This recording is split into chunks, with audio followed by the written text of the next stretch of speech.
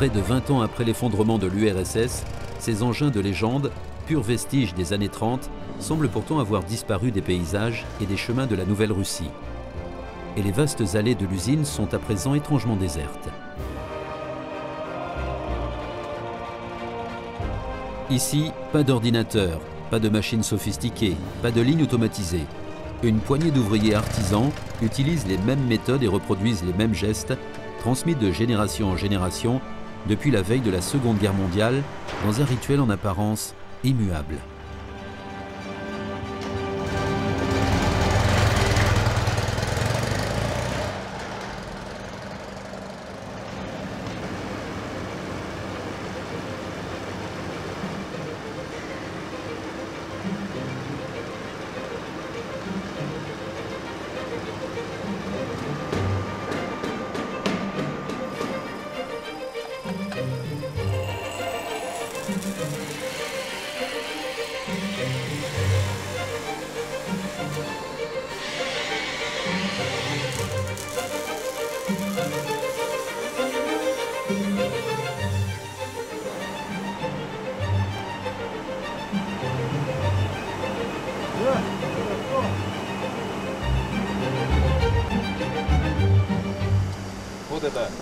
Voici notre nouveau modèle rétro de cette année. Ah, c'est une beauté. Où est-ce qu'elle part? Elle part en Amérique. C'est un nouveau modèle pour eux.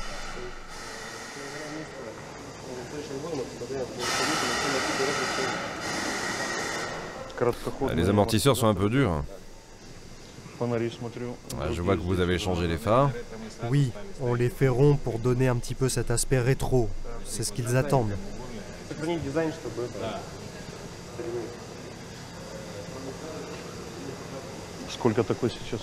Et ça coûte combien là-bas? Ça coûte environ 10 000, non 15 000. 15 000 $. C'est le prix du revendeur. Oui, oui. Puisque le destin de la ville et de l'usine semble à ce point lié, Monsieur le maire tient à venir régulièrement en visite sur les lignes d'assemblage. En connaisseur, il vient s'enquérir des dernières évolutions techniques et de l'état des affaires. Ça représente combien d'unités, vos commandes? 50 pour les États-Unis, 50 pour l'Autriche. Vous voyez, ça fait 100 ce mois-ci.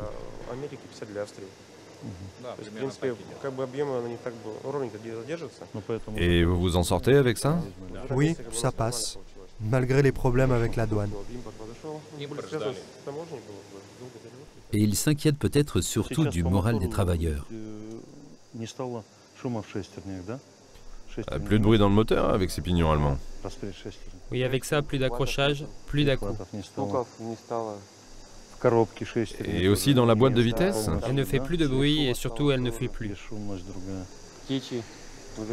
Et un générateur japonais, je vois. Et le carburateur est aussi japonais. Ouais, c'est ça. Et un beau démarreur Ducati. Du succès dans votre travail et puis des augmentations surtout. Vous vous appelez comment? Sergueï, Depuis combien de temps vous êtes à l'usine? depuis 20 ans cette année.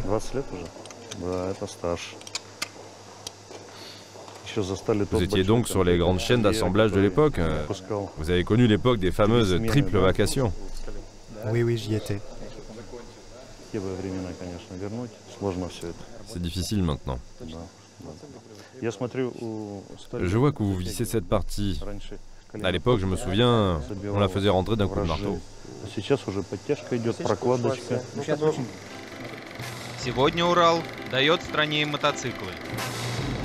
À la veille de la Seconde Guerre mondiale, l'Union soviétique prouve ses capacités d'adaptation et installe à la hâte l'usine Oural qui allait jeter dans des conditions effroyables les bases d'une industrie motocycliste russe. Elle allait aussi donner un éclat nouveau à cette petite ville oubliée. Elle allait la faire revivre en employant un tiers de sa population, soit près de 10 000 ouvriers qui, en chœur, célébraient au quotidien l'effort de travail soviétique.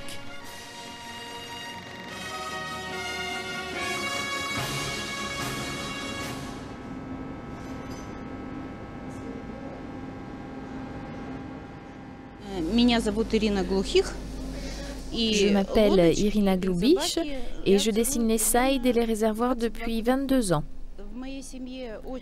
Dans ma famille, on est beaucoup à dessiner. Ma main est habituée, je dessine aussi pour moi et c'est ce qui m'apporte cette précision dans le geste.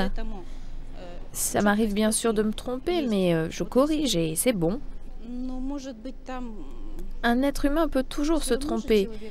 Regardez au Japon, tout est automatisé. Mais je reste persuadée que l'œil humain voit mieux. Il est justement capable de déceler les erreurs et de corriger.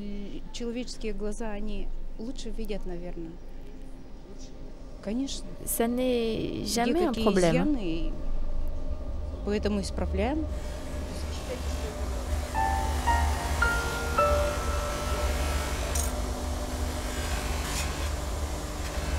Pour quelques 300 € de salaire, être encore aujourd'hui ouvrier à l'usine Ural, c'est jouir d'un certain prestige et perpétrer la tradition familiale. Ils ne sont plus que 120, reclus dans les vestiges d'un gigantesque site qui hier encore voyait s'affairer 2000 travailleurs.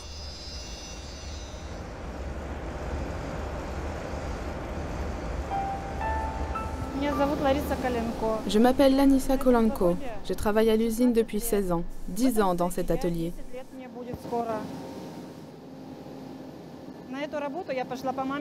En fait, je suis sur les traces de ma mère. Elle travaillait ici même et moi j'ai appris son métier. Et aujourd'hui je pense l'avoir même dépassé. Mon père a aussi travaillé à l'usine et mon mari aussi. Aujourd'hui, il n'y a plus que moi qui y travaille encore. Quand ma mère était ici et que j'étais enfant, je venais la voir dans cet atelier. Il y avait beaucoup de chaînes de peinture. Maintenant, il n'y a plus que nous. Et nous sommes quelques-unes à tout faire ici.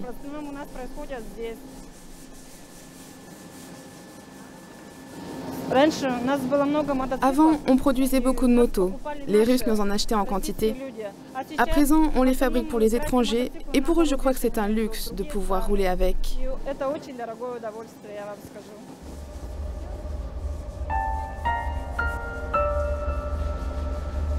Les motos qui sont sur les lignes d'assemblage ne rouleront effectivement jamais sur les routes de la vaste Russie. Ural est devenu un article de luxe pour les collectionneurs et les passionnés de motos vintage qui ont les moyens de se les offrir, loin, bien loin des prairies de l'Oural.